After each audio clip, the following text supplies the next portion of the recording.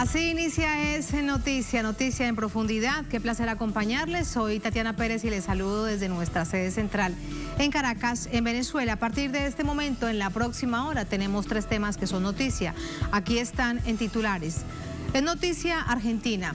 Día de veda electoral previo a las primarias, abiertas, simultáneas y obligatorias, las PASO, claves para los comicios del medio término en el país. Desde el macrismo se mantiene la estrategia de instalar mentiras, desde el gobierno se llama a seguir con la recuperación de la nación. Es un escenario que analizamos. En noticia México y Estados Unidos. De una vez una pregunta: ¿cuál es la diferencia entre los compromisos alcanzados por ambos gobiernos la víspera a los de años anteriores para contener la migración centroamericana? Vamos a verlo. En noticia Brasil, termina una semana de alta tensión en el país, incluso con alarmas de golpe de Estado por parte de sectores cercanos a Bolsonaro. Aunque después de las amenazas al acuerdo, el presidente dio marcha atrás, el daño está hecho. Es un panorama en el que profundizamos. En Es Noticia, que así comienza. Bienvenidos, bienvenidas.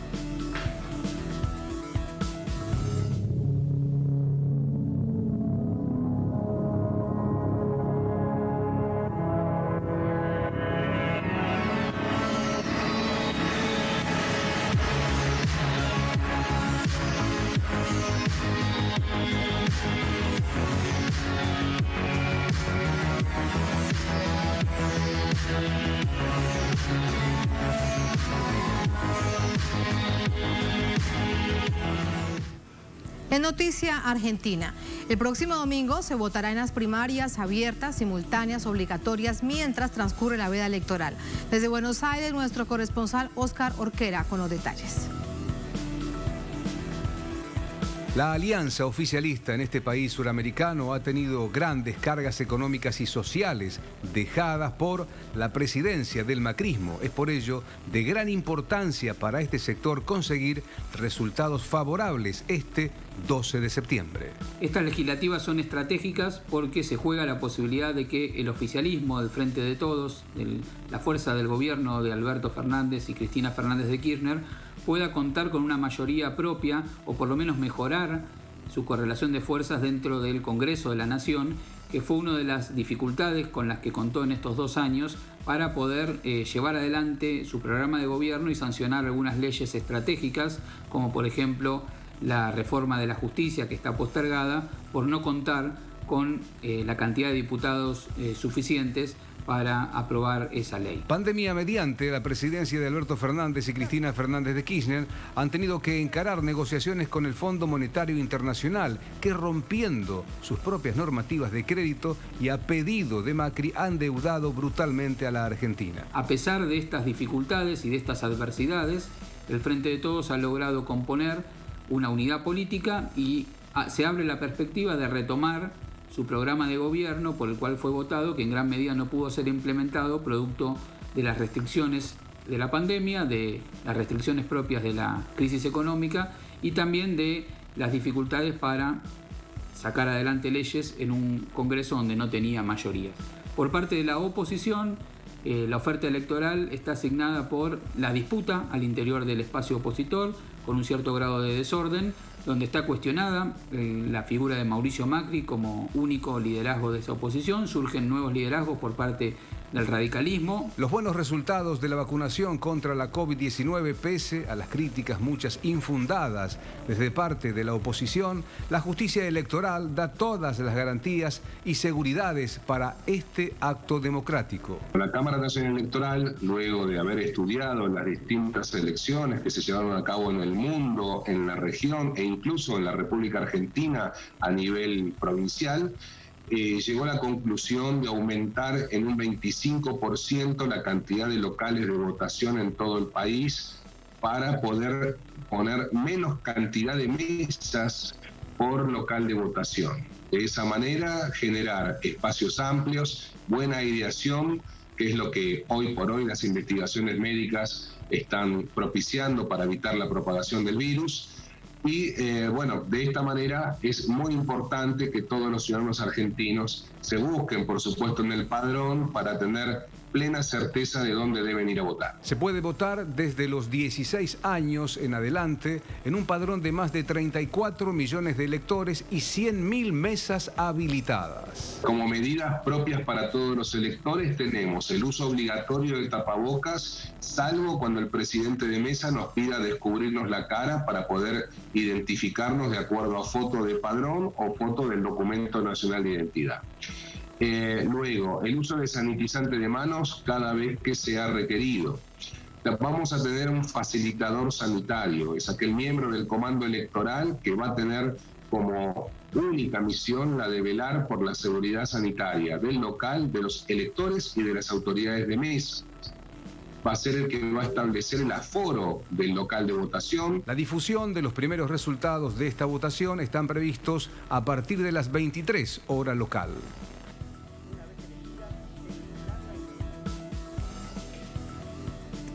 Más información a esta hora desde Buenos Aires con nuestro corresponsal Juan Carlos Bartolota. Hola Juan, muy buenas noches. ¿Todo a punto para las elecciones de este domingo? Hola Tatiana, ¿cómo estás? Muy buenas noches. Efectivamente, una votación que va a ser muy importante en la Argentina porque hay mucha expectativa sobre, primero, qué concurrencia van a tener en las urnas los argentinos, porque según los encuestadores, en los sondeos previos, hay cierta apatía en el electorado nacional. Algunos dicen que intencionalmente se ha querido instalar esto, pero bueno, esto lo vamos a ver seguramente en el transcurso de las horas del día domingo, porque no va a ser la primera vez que los encuestadores argentinos yerran bastante con sus pronósticos electorales. No pasó en las elecciones pasadas y han pasado en otras oportunidades.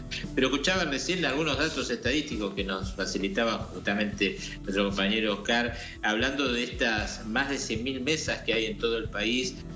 Previamente hablábamos, Tatiana, contigo sobre la dificultad que hay en algunos lugares del país para llevar adelante este acto eleccionario, ¿no? La gran extensión de la Argentina. Vamos a recordar que la Argentina tiene más de 2.900.000 kilómetros cuadrados de extensión, comparado, por ejemplo, con otros países, como puede ser la propia Venezuela, con 816.000 kilómetros cuadrados, es decir, prácticamente 2 veces más de la extensión de Venezuela, o una vez más que Colombia, 3 o 4 veces más que España. Bueno, las dimensiones de la Argentina, uno de los países más grandes de Latinoamérica, hacen que en algunos lugares, por ejemplo, los integrantes del ejército argentino con los del correo, 65.000 trabajadores y trabajadoras del correo argentino van a estar colaborando este fin de semana con este acto eleccionario. Pero te decía,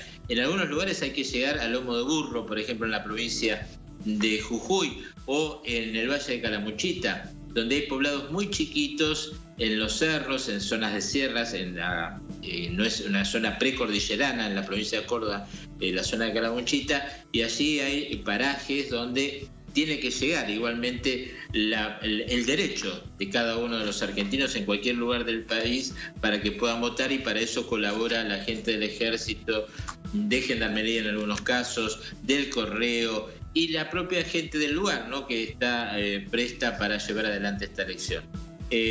Son muchos los esfuerzos que se hacen. Hay, como decían también recién en la nota que escuchábamos, hay un 25% más de facilidades para poder llevar adelante este acto eleccionario. Hay que tener en cuenta la pandemia, se han acondicionado lugares, hay kits sanitarios también para que cada autoridad de mesa lo pueda utilizar. Bueno, hay una dificultad que también tiene que ver con esta pandemia que venimos atravesando en todo el mundo, particularmente en la República Argentina. Lo decía ayer funcionarios del Gobierno Nacional sobre el cierre, ¿no? Vamos a recordar que el gobierno de Alberto Fernández gobernó sin pandemia solamente 99 días.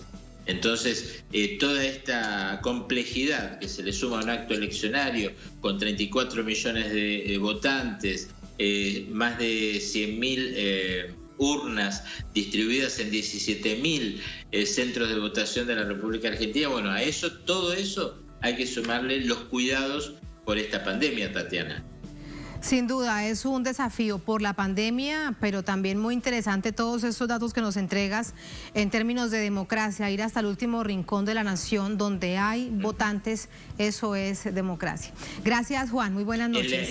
Dime. Para cerrarte, Tatiana, por ejemplo, la zona litoraleña también, no nos olvidemos de ella, con islas aquí muy cerca de la capital federal, hay islas en lo que es Río Paraná, donde también se llega en bote, por ejemplo, a llevar las urnas para que la gente pueda... ¿Y cuántos probables votantes hay allí? Es decir, ¿cuántas personas están en el padrón allí? Hay lugares que tienen 20 votantes, imagínate. 24 votantes, son lugares muy chiquitos, parajes, pero ahí también tiene que llegar la democracia. Así mismo es. Gracias, Juan, gracias por esos ejemplos. Buenas noches. Hasta luego. Vamos a analizar todo este escenario con Javier Romero, periodista, docente, analista argentino, nos acompaña desde Buenos Aires. Javier, muy buenas noches, ¿cómo está? Bienvenido. Gracias, Tatiana, ¿qué tal? ¿Cómo estás? Buenas noches, bueno, un gusto compartir la pantalla de Tenesur y también escuchar los informes tan completos tanto de Oscar como de Juan Bertolotto. Así que gracias por la invitación. A usted muchísimas gracias. Dicen las autoridades que 1 de cada 4 votantes que están inscritos en el padrón electoral cambian del lugar de residencia por la votación, específicamente por la pandemia, por las medidas de bioseguridad. Le pregunto, profesor, ¿qué tanta implicación tendrá esto para la movilidad de los votantes? No, yo creo que va a haber algún disturbio, son elecciones bastante particulares, sobre todo por todas las medidas, los protocolos sanitarios a partir del tema de la pandemia, así que se prevé que va a haber más molestias de las naturales, cuando a veces hay mucha gente en los centros de votación, etcétera, y se tarda en poder emitir el sufragio. En este caso, efectivamente, alrededor de un 30% de los votantes le ha cambiado el lugar de votación, se han habilitado otros lugares y además, bueno, el tema de distanciamiento, barbijos, sanitización antes y después de entrar al cuarto oscuro, etcétera, van a ser unas elecciones muy particulares, muy distintas a las que veníamos teniendo, pero la verdad es que no creo que influyan de manera decisiva en el resultado electoral. Sí, de hecho, a propósito de la particularidad, si las vemos en clave latinoamericana, profesor, estas PASO, estas primarias abiertas, simultáneas y obligatorias son muy particulares y en Argentina se miden mucho de lo que sucede políticamente en el país, en este caso para el gobierno del presidente Fernández, para la coalición del Frente de Todos y también para la coalición de la oposición que lidera el macrismo. ¿Usted cómo ve ese panorama?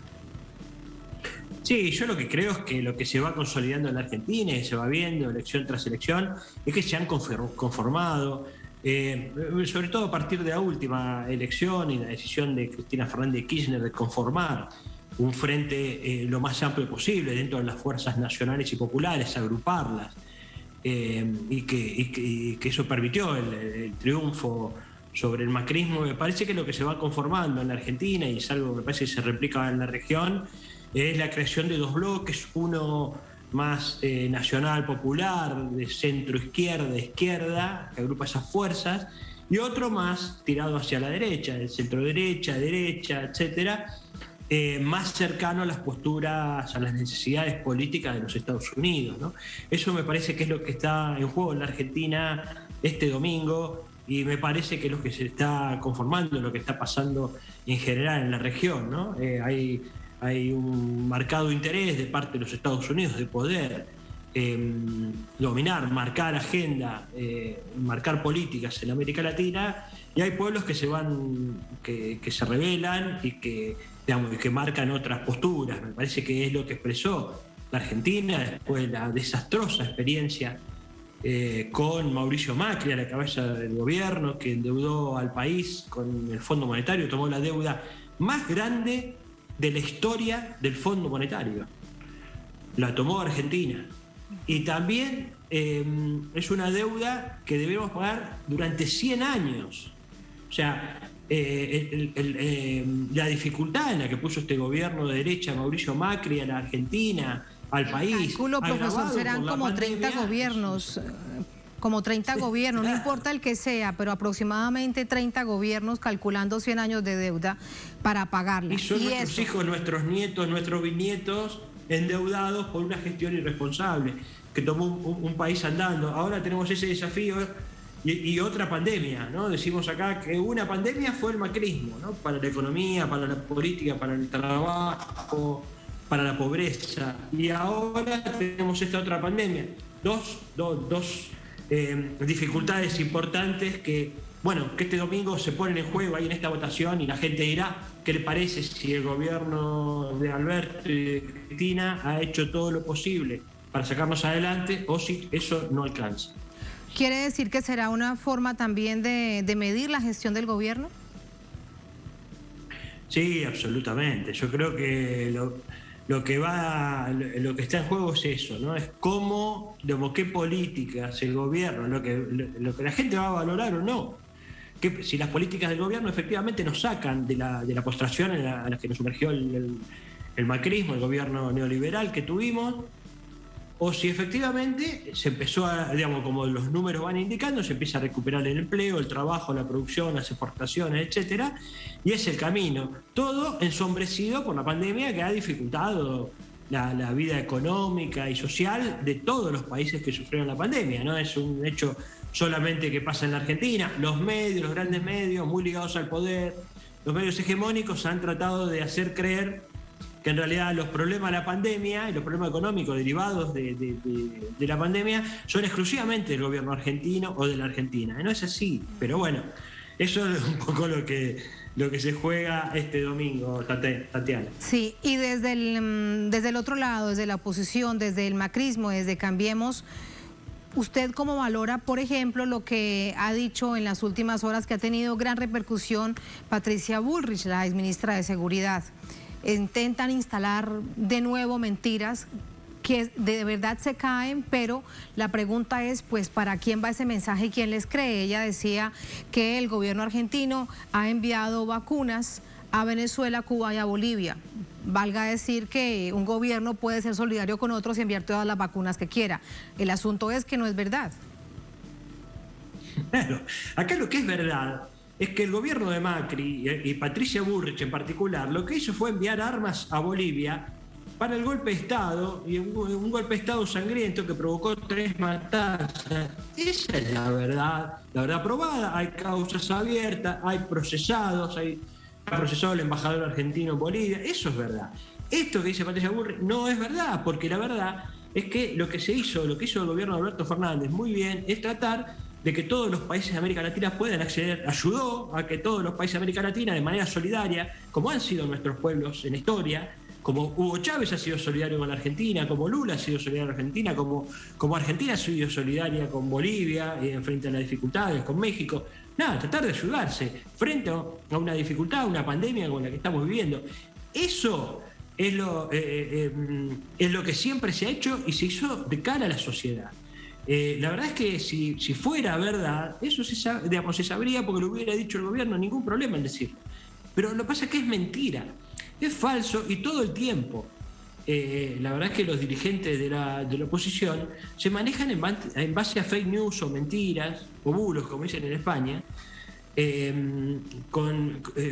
escondidos bajo los intereses políticos. Sí. Después dicen, bueno, nos equivocamos. Profesor, pero ¿cuánta gente les cree? ¿Cómo medir el efecto? Sí. ¿Cómo medir precisamente el efecto de esas mentiras, de ese intento de instalación de narrativas, cuando además vemos que hay una mayoría de medios de comunicación que los acompañan?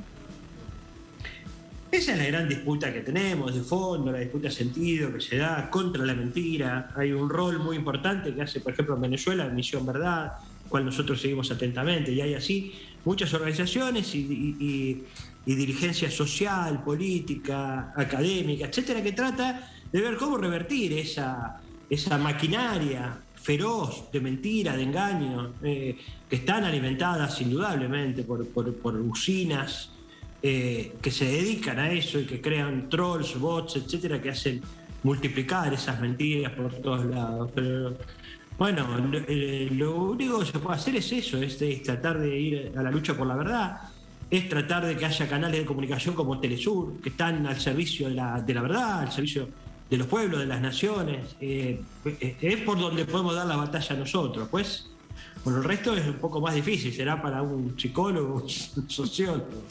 No, sí, sin duda. Además el desafío permanente, sobre todo también recordando los laboratorios que se instalan a través de las redes sociales para estos casos específicos.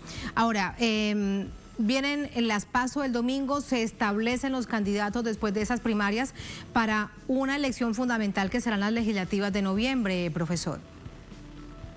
Absolutamente. Lo que se trata digamos, es una especie como de internas, digo, para poder entendernos. Son elecciones internas abiertas entre los partidos que van a definir quiénes son los candidatos. En general, el Frente de Todos ha tratado de unificar las listas, es algo en algunos lugares particulares, en algunas provincias, en algunas comunas. En general se ha acordado listas de unidad, que es justamente la característica central del Frente de Todos, una unidad lo más amplia posible y generosa en esa unidad. Después, del otro lado, hay una disputa interna fuerte que creo que marcaba Juan Bertolotto, que tiene que ver con dos fuerzas, una desde la derecha más pura y más nueva, que es el macrismo, y una fuerza que de centro que tiene un poco más de historia, que es la Unión Cívica Radical. Ahí hay una disputa entre esos dos partidos en esa coalición de derecha. Se verá quiénes son los que triunfan. Eso puede hacer emerger a un nuevo liderazgo que le dispute a Mauricio Macri la conducción, pero bueno, eso ahí hay un elemento. Y después la aparición de un personaje ya más de ultraderecha que se llama Javier Milei, un economista neoliberal, muy agresivo en sus apariciones, etcétera, que hay que ver cómo le va electoralmente. Esa podría llegar a ser una sorpresa, tal vez solamente esté inflado por los medios, lo veremos, pero es una derecha más parecida a Vox, digamos, casi está a la derecha de Bolsonaro, digo, para exagerar, ¿no? Pero corre por derecha a la fuerza al macrismo, ¿no? Todavía. Peligrosa, todavía profesor. Más, cuando usted peligrosa, nombra quiere cerrar el Banco Vox, Central, acabar con el Estado. Sí, absolutamente. ¿Cómo se va uniendo Vox, por ejemplo, con otros gobiernos europeos? Porque además ultraderecha, que ya es gobierno, luego se vienen a América Latina para tratar de acercarse al PAN. Así que ve uno cómo van aumentando las redes. Pero en todo caso no nos adelantemos a los hechos. No, Tatiana, pero lo que te cuento, por ejemplo, es que hoy, que ya empezó la veda electoral, los medios más ligados al macrismo empezaron con notas a Eduardo Bolsonaro. O sea, es indudable que viene una nueva alianza de derecha en la región, muy potente, apoyada por los Estados Unidos, apoyado por empresarios y todo el mundo, para tratar de ver si pueden recuperar nuestra América, que afortunadamente está saliendo de esa pesadilla, esa noche oscura a la que la llevaron Bolsonaro, Macri, Yanine Áñez, el gobierno de derecha de Perú, el gobierno de Piñera. Eso está acabando. Hay un pueblo dispuesto a un cambio democrático, y eso es lo que preocupa a Estados Unidos. La resolución del conflicto de Venezuela, la ayuda al resto de América Latina para solucionar el tema de la pandemia, la postura en contra del bloqueo a Cuba de parte de los gobiernos de América Latina. Eso es lo que le preocupa evidentemente, y por eso viene esa contraofensiva avanzada, que en realidad es de restauración conservadora y no de avance. Asimismo, de restauración conservadora sobre la que luchan los pueblos para que no se dé, porque bien conocemos esa historia. Profesor, muchísimas gracias. Buenas noches. Profesor. Perdimos la comunicación con nuestro invitado justo al momento de despedirlo, a quien le agradecemos. Y así nos vamos a la primera pausa en esta emisión de Es Noticia. Al volver en Noticia, México y Estados Unidos, de una vez planteamos la siguiente pregunta: ¿cuál es la diferencia entre los compromisos alcanzados por ambos gobiernos la víspera a los de años anteriores para contener la migración centroamericana hacia Norteamérica, en particular hacia Estados Unidos? Vamos a profundizar en ello al volver en Es Noticia.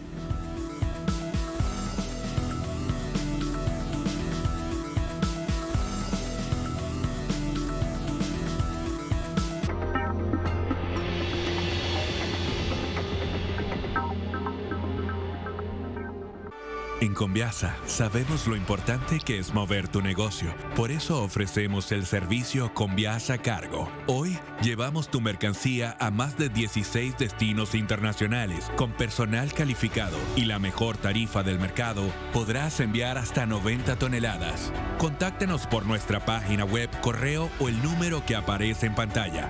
Movemos tu negocio siempre a tiempo. Conviasa, nos hacemos cargo.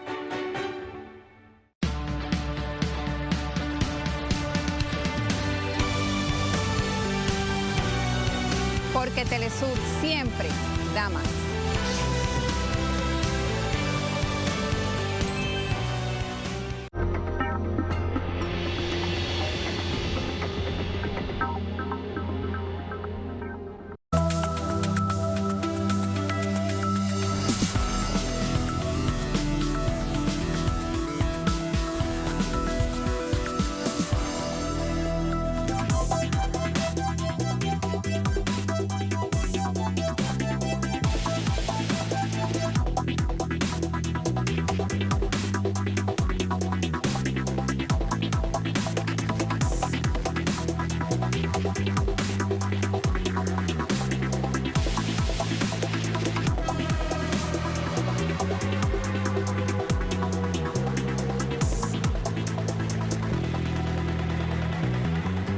En Noticia México se inicia una nueva etapa en la relación económica entre esta nación y Estados Unidos. Ambos países retoman el diálogo después de 4 años con promesa de programas de inversión para contener la migración centroamericana. Vamos a verlo. Estados Unidos y México reanudaron su diálogo económico de alto nivel, DEAN, desde 2016, cuando el entonces presidente Donald Trump se retiró. En esta ocasión desde Washington, representantes de ambos países se comprometieron a trabajar en cuestiones de importancia como el comercio, la infraestructura y la migración. Se tocaron temas que ya aquí se mencionaron que tienen que ver con las cadenas de valor, o en pocas palabras, nuevas inversiones, cómo participa México en las prioridades que el presidente Biden ha propuesto. La secretaria Cloutier fue enfática en ese punto. El tema del sur de México y Centroamérica. También se tocaron los temas que tienen que ver con ciberseguridad y que tienen que ver con cómo cerramos el gap entre México y Estados Unidos en especialidades para el nuevo mercado de trabajo. México puso sobre la mesa la reapertura de la frontera terrestre en común para los viajes no esenciales. Estados Unidos, por su parte, asegura que procurarán el bien en la región. Vamos a crear trabajos para las personas del sur de México y de América Central. El presidente López Obrador y yo y el secretario hablamos de esto largo y tendido para poder abordar las causas fundamentales de la migración. Y juntos, haciendo todo este trabajo, vamos a asegurar que las mujeres y los niños se beneficien de este crecimiento. Estas promesas en materia migratoria no son novedad en el discurso de Estados Unidos, que en la práctica no se cumplen. De hecho, en el diálogo no se profundizó sobre la reciente decisión de la Corte Suprema estadounidense de ordenar la reactivación del programa Quédate en México, que obliga a los solicitantes de asilo a esperar en territorio mexicano su cita ante tribunales. Este mismo año, en medio de una crisis migratoria, Joe Biden le ha dado la espalda a las propuestas que ha realizado el gobierno de Andrés Manuel López Obrador para mejorar el estatus migratorio. Situación que se extiende hacia la migración centroamericana, donde la Casa Blanca no ha podido contrarrestar los problemas de su propia frontera plagada de muertes, infancias bajo asedio y separación de sus padres y familiares, trata de personas y narcotráfico. Vamos a entrar con el análisis. Para ello nos acompaña Lisbeth Meléndez, activista en derechos humanos, analista política, nos acompaña desde Washington. Lisbeth, bienvenida, muy buenas noches. Gracias. Gracias, muchas gracias a usted, Lisbeth, por acompañarnos. Relaciones estaban quebradas desde el año 2016, se restablecen, pues uno diría que está bien que se restablezcan porque así debe ser como avanzan las relaciones diplomáticas entre todas nuestras naciones. Pero además de eso, le pregunto acerca de los compromisos que han adquirido. Bueno, vamos a ser claros, estos compromisos es como una rueda de hámster, son lo mismo, y no llegamos a ningún sitio. De hecho, si ha habido cambio alguno, ha sido que las políticas del presidente Trump se han quedado en su sitio, al simple y sencillamente el presidente Biden no deshacerse de tales políticas. Y como tú mencionas en el reporte anterior, el restablecimiento de Quédate en México ha sido devastador para tantas familias que están divididas con personas en los Estados Unidos y en México tratando de asegurar la unificación familiar, que durante la elección y la campaña de elección del presidente Biden fue tan vital para su acercamiento hacia las comunidades latinas. Y otras comunidades progresistas aquí en los Estados Unidos. Nos deja saber que simple y sencillamente los intereses económicos de los Estados Unidos sobrepasan más allá cualquier interés que ciertos sectores del gobierno tengan en efectuar la defensa y la elevación de los derechos humanos como se exigen para aquellos migrantes que están saliendo de condiciones devastadoras, creadas por las necesidades económicas y sociales de los Estados Unidos. Sí, de hecho hablan específicamente del sur de México, por donde atraviesan todas las caravanas que salen de Centroamérica, de Guatemala, de Honduras y de El Salvador, pero sobre todo de Guatemala y de Honduras. De hecho, esta semana hemos visto que de nuevo avanzan esas caravanas y que intentan llegar a México, pero dicen que habrán ingentes recursos para atender la situación del desempleo, en particular para las mujeres que son cabeza de hogar. Uno se pregunta, Lisbeth, de cuánto dinero realmente se necesita para intervenir en sociedades, en poblaciones tan golpeadas históricamente. Bueno, empecemos de donde no solamente las cantidades que son billones de dólares, miles de cientos de millones de dólares que necesitan para invertirse. Segundo, tú no puedes hablar sobre la defensa de la mujer y la defensa de los niños cuando le das mano blanca, cuando le das carta blanca a las compañías estadounidenses y multinacionales para que establezcan negocios en esas áreas del mundo, particularmente en Centroamérica, donde explotan. Y te estoy hablando de explotaciones no solamente en cuestión de financiera, pero físicas, emocionales y psicológicas a la mujer y a los niños para la producción barata de la demanda mundial sobre productos baratos y no inversión humana. Y añado que este tipo de discusión sobre la cantidad de inversión que se debe hacer no debe cesarse en aislación. Para mí es increíble que nosotros tengamos al presidente de México, al presidente de los Estados Unidos reuniéndose en estas cumbres llamadas por la migración cuando las personas que deben estar en esa mesa no se encuentran. Porque México es simple y sencillamente un puente de los Estados Unidos. Nosotros tenemos que tener todas las partes de este conflicto, porque es un conflicto, en la mesa.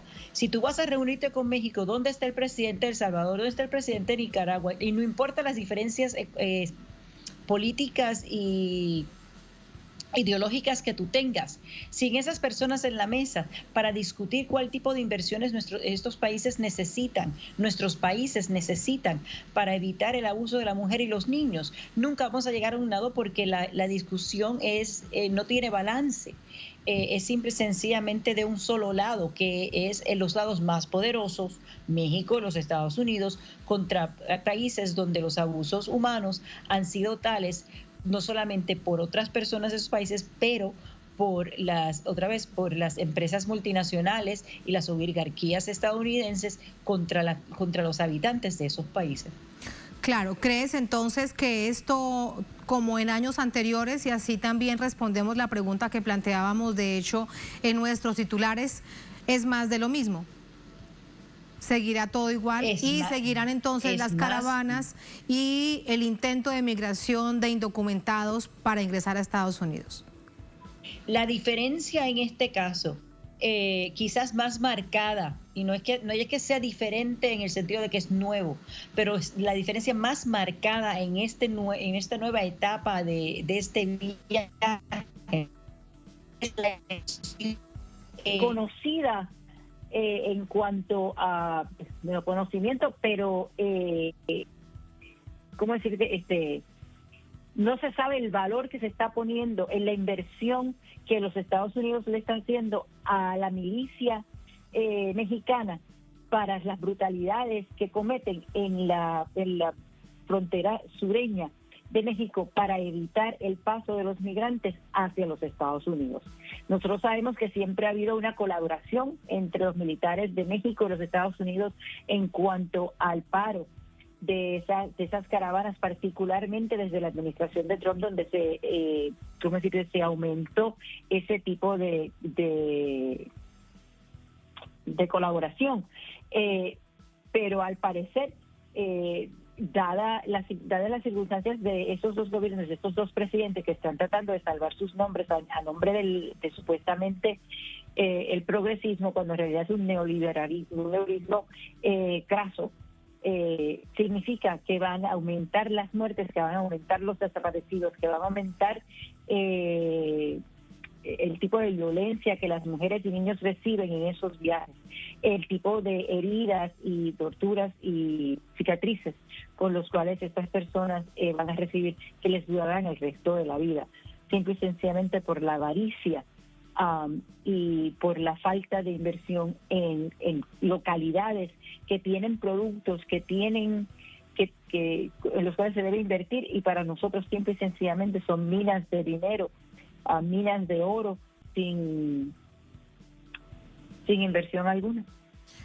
Sí, es un escenario muy, muy complejo. Incluimos a esa radiografía que nos das, los traumas psicológicos, el estrés postraumático que queda por años para las familias. A propósito de esto, Lisbeth, ¿hay alguna información acerca de una de las actividades más dolorosas y violentas en contra de las familias que instaló el expresidente Trump, de haber separado madres, padres de los hijos, algunos de brazos? Dicen las autoridades en este momento, los demócratas, que siguen a través de sus abogados y otras instancias buscando a los padres de esos pequeños. ¿Hay alguna información de saber cuántas familias se han reencontrado? Sabemos que aproximadamente 500 familias han sido reunidas, pero de las miles de familias que fueron separadas, que fueron aproximadamente casi 3.000 o 4.000 familias que fueron separadas a nivel de infancia, quedan aproximadamente 2.400 niños, cuales no se sabe dónde están. 500 que ya han sido reunidos, y el resto se encuentran en proceso de identificar, ya sea por ADN o cualquier otra forma, que la relación familiar existe y no se está utilizando otra vez en el parlante del gobierno estadounidense como entrada de estas familias hacia los Estados Unidos, pero llevando a esos niños otra vez a los países aún sin estar reunificados, cuando es muy probable que los padres todavía se encuentren en la frontera sureña de los Estados Unidos, en el lado mexicano, esperando atravesar para reunirse si se pueden localizar sus prógenes. Qué situación tan dramática, todo por donde se le mire con respecto a la crisis migratoria. Nadie sale de su país si no es por una profunda necesidad. Lisbeth, muchísimas gracias por ese análisis. Buenas noches. Buenas noches, que lo pasen bien. Gracias. Muchas gracias. Muy buenas noches. Así nos vamos a la última pausa en esta emisión de Es Noticia. Al volver en Noticia a Brasil, termina una semana de alta tensión en el país, incluso con alarma de golpe de Estado por parte de sectores cercanos a Bolsonaro. Aunque después de las amenazas a la Corte, el presidente dio marcha atrás, el daño está hecho. Es un panorama que analizamos al volver en Es Noticia.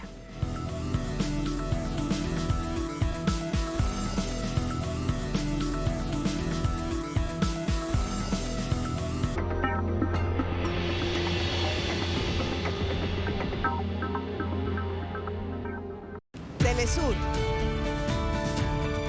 Siempre. La más.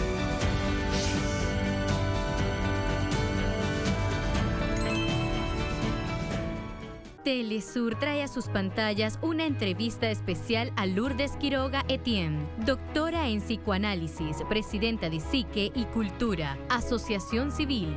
Imposible salir de esta pandemia sin amor. Nosotros necesitamos del amor, precisamente en las situaciones complicadas. Necesitamos del amor siempre. Hay diferentes formas de amor, eso es claro. Sin embargo, de eso, sin amor la vida se nos complica aún más. Y esta realidad, aquí está, la tenemos que aceptar y tenemos que procurar conservar el amor porque tenemos que salir adelante con los otros. Entrevistada por Aísa García. Sábado, solo por Telesur.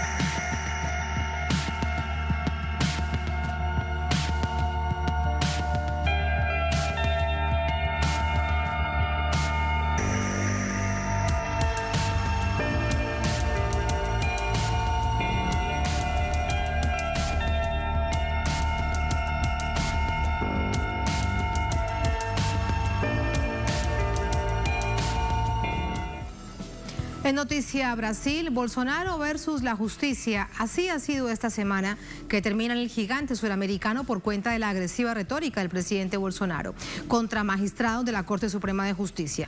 Este viernes hubo nuevas movilizaciones en su contra por parte de mujeres indígenas.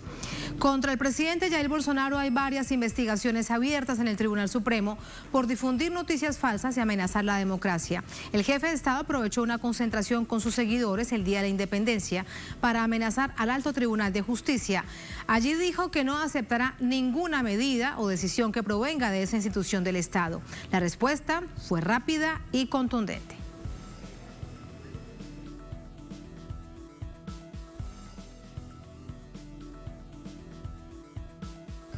Este Supremo Tribunal Federal también estuvo atento a la forma y contenido de los actos realizados la fecha de ayer. Carteles y palabras de orden expresaron duras críticas a la Corte y a sus miembros. Muchos de ellos fueron expresadas por el señor presidente de la República en su discurso en Brasilia y Sao Paulo. En la calidad de jefe del Poder Judicial y presidente del Supremo Tribunal Federal, impongo una palabra de patriotismo y respeto a las instituciones del país. Horas después de esta respuesta del presidente del Supremo Tribunal Federal condenando tales amenazas, el presidente Bolsonaro hizo pública una carta de 10 puntos en los que retrocede su retórica contra los jueces de la Corte Suprema. En ella dice que nunca tuvo la intención de atacar a ninguno de los poderes, aunque mantenía su crítica específica al juez de la Corte Suprema, Alexandre de Moraes, y agregó que siempre ha estado dispuesto a mantener un diálogo permanente con los demás poderes para mantener armonía e independencia entre ellos.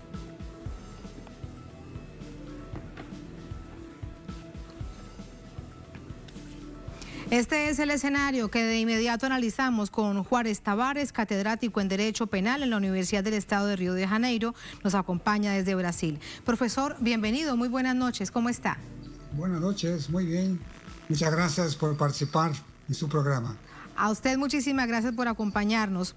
Profesor, decíamos de acuerdo a todo lo que sucedió con tal nivel de tensión entre el gobierno del presidente Bolsonaro y las altas cortes, que hay un daño ya hecho desde una institución hacia la otra. Conocer desde esa perspectiva su opinión.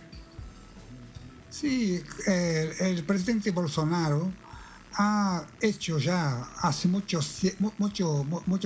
tiempo agresiones en contra de los jueces del Tribunal Supremo, incluso con insultos personales más bajos y imposibles de traducir en un lenguaje normal. Y también lo que veo es que él no solo insulta a los jueces del Tribunal Supremo, sino también estimula, induce a la práctica de movimientos, de manifestaciones para la quiebra de la democracia en Brasil. Vemos claramente, por ejemplo, que en todos sus discursos anteriores hay un creciendo para estimular un estado de cosas que vuelva prácticamente imposible de ser contenido y que implica una directa agresión al régimen democrático, a la armonía de los poderes, a la independencia de cada uno de los poderes. Lo que quiere Bolsonaro justo es hacer un tumulto grande en todo el país para entonces tener la oportunidad de decretar un estado de excepción. Es exactamente su intención primordial. Pero lo que pasó es que el día 7 de septiembre, que es un día que se festeja la independencia nacional de Brasil frente a Portugal, lo que pasó es que él ha inducido, ha conclamado a mucha gente en Brasilia, en Río de Janeiro y São Paulo, las principales ciudades, para que se hiciesen una manifestación muy grande en contra del Tribunal Supremo, en contra del Congreso, en contra del régimen democrático en general. Lo que pasa es que él, por ejemplo, tenía la expectativa de reunir más de 2 millones de personas y no ha conseguido reunir más que 150.000.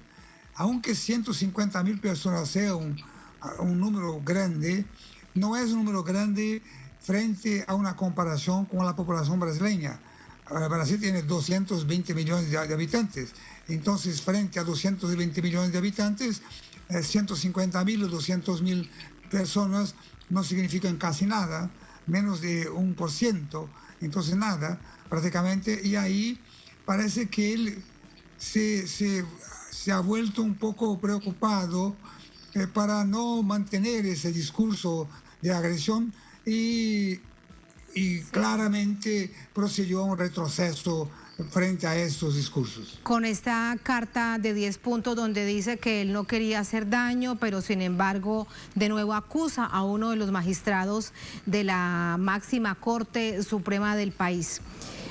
Va, de hecho, diciendo esto cuando se conoce que detrás la sugerencia venía de un expresidente de facto que es Michel Temer, porque él es, cuando era vicepresidente de la presidenta Dilma Rousseff, cuando asume el poder y le dan el golpe de Estado parlamentario a la entonces presidenta Dilma Rousseff. ¿Qué papel entonces están jugando estos sectores si esto realmente es así? Que el expresidente de facto Temer fue el que le dijo que tenía que hacer una carta pública para calmar los ánimos en el país. Bueno, eso lo que pasa es que Bolsonaro siempre juega por este punto. Él hace de cualquier forma una agresión y de repente vuelve, retrocede, vuelve a la agresión y retrocede. Y después declara para todos los medios que no ha dicho nada, aunque ha dicho todo. Eso es particular de su actitud, su conducta pública. Y lo que pasa es que Michel Temer, que fue protagonista del golpe de Estado en contra de la presidenta Dilma, claro, representa una parcela muy importante de la población, de la élite brasileña, que quieren mantenerse en el poder. Lo que pasa es que, por ejemplo, tenemos hoy claramente unas encuestas que indican que el expresidente Lula gana las elecciones sin ningún problema, pero eso está en contra de los intereses de la élite brasileña. Entonces la élite brasileña siempre busca un camino alternativo a esta expectativa de victoria de Lula.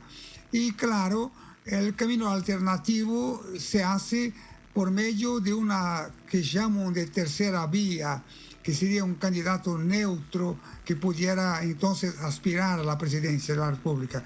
Y Michel Temer entonces hace un papel de interlocutor de esas élites brasileñas muy reaccionarias que siempre estaban en contra del pueblo, que quieren participar de una explotación completa de la población para sus intereses personales.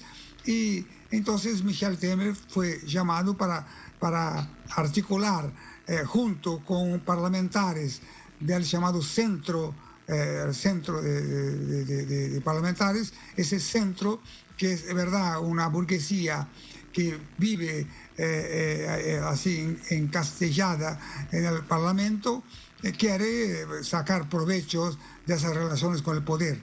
Y esos provechos se vienen directamente, por ejemplo, de los medios. Por ejemplo, cuando se propone la ley de medios, se autoriza a contribuciones personales de los diputados que pueden entonces, con esas contribuciones personales, participar de la ley de medios en su provecho personal para una posible después reelección. Eso es un juego de poder terrible entre diputados que no tienen la menor consideración con el pueblo y con la democracia, y solo quieren aprovecharse del poder. Y claro, aprovechándose del poder junto con Bolsonaro. Aprovecharse del poder por sus propios intereses, sea cual sea, claro, como por ejemplo, claro. Exacto, lo que estamos viendo, por ejemplo, tan complejo, más de 2 semanas, los indígenas que llegaban de distintas partes del país pidiendo que se respete la protección de sus tierras ancestrales. Usted me hablaba del estado de excepción, que esa es la estrategia que estaría tejiendo el gobierno del presidente Bolsonaro. Durante esta semana hemos hablado, desde otros sectores hemos escuchado de intentos de golpe de Estado por parte de sectores bolsonaristas. Hay entonces distintos caminos para tratar de contener las elecciones del próximo año, profesor. Sí, claro. Mire usted, por ejemplo, con estas manifestaciones de 7 de septiembre, lo que quería en verdad mostrar fuerza, pero la fuerza no fue muy grande. Entonces, ahí hubo una quiebra de esta manifestación de fuerza. Y por otra parte, él tenía la expectativa de que las fuerzas de izquierda comparecieran a las manifestaciones y iban a entrar en conflicto con los partidarios de Bolsonaro. Eso estaba muy fijado en su cabeza, porque en caso de conflicto ya había él intentado convocar el Consejo de la República, que es un órgano que es necesario que sea escuchado para la decretación del estado de excepción. Entonces, lo que pensó Bolsonaro, bueno, con esas manifestaciones de izquierda, con esos conflictos callejeros, lo que puedes hacer es decretar un estado de excepción para contener el orden. Lo que quería era crear caos, entonces. Sí, claro. Eso era lo que, pero no le salió, por lo menos en este momento, en esta oportunidad, no le salió el plan. Queda a un tiempo de gobierno de Bolsonaro en el país. Profesor, muchas gracias por el análisis, un placer siempre, buenas noches. Muchas gracias, muchas noches. Muchas gracias. A ustedes gracias por habernos acompañado. Ponemos punto final a esta emisión de Noticia. Un placer como siempre, sigan con nosotros.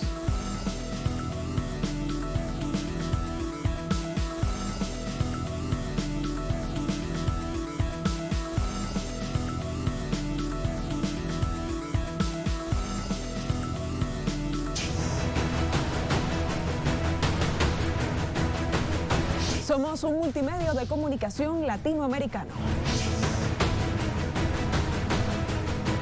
Nuestra vocación está orientada hacia los pueblos del mundo.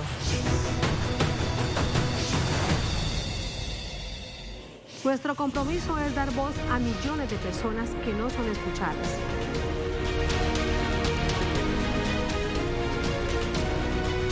Nos esforzamos cada día por contar las historias que nadie quiere contar. Nuestra señal es abierta porque Telesur siempre da más. Reportajes Telesur trae a sus pantallas un seriado que relata los hechos ocurridos en el paro nacional de Colombia. Desapariciones, asesinatos, detenciones injustificadas y violencia policial. Ha sido el precio que miles de colombianos han tenido que pagar por defender sus derechos. Y aún cayendo, empiezan a botarle gases a los muchachos que deciden y que piden que por favor se detengan. De la mano del periodista e historiador Luis Alfonso Mena, Colombia, Memorias de la Barbarie, las víctimas de la represión. Nos encierran agentes del SMAT, me dice que me tengo que levantar la camiseta, me la levanto y él me dispara a quemarropa con una de paintball, fracturándome 2 costillas. Estreno. Sábado. Solo por Telesur. Nos conectamos para compartir las noticias en vivo.